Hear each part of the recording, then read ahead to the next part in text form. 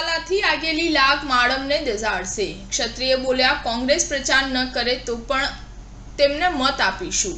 હવે જામનગરમાં પાટીદારો પર દારોમદાર। જામનગરના ચાંપા બિરાજા ગામે કોંગ્રેસના કાર્યકર કારમાંથી ઉતરે છે, ગામવાસી સાથે મુલાકાત કરે છે અને કહે છે કે આ વખતે લોકસભાની ચૂંટણીમાં કોંગ્રેસને મત આપજો। આ જ સમયે ગામના આગેવાન મોઢા પર જ સંભળાવી દે છે। તે બોલે છે કે આ તો પ્યોર ભાજપ કમિટેડ વોટર્સનું ગામ છે।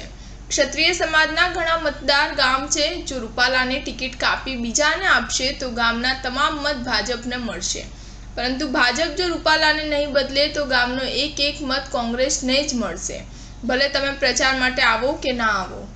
જામનગર સીટ પર ભાજપે આહિર સમાજના પૂનમ માડમને ફરી ટિકિટ આપી છે। પૂનમ માડમ આ પહેલા વર્ષ 2014 અને 2019ની ચૂંટણી જીતી ચૂક્યા છે। તેઓ ત્રીજી વખત ચૂંટણી જંગમાં ઉતર્યા છે, જ્યારે બીજી તરફ કોંગ્રેસે પાટીદાર અને નવા ચહેરાને ટિકિટ ફાળવી છે।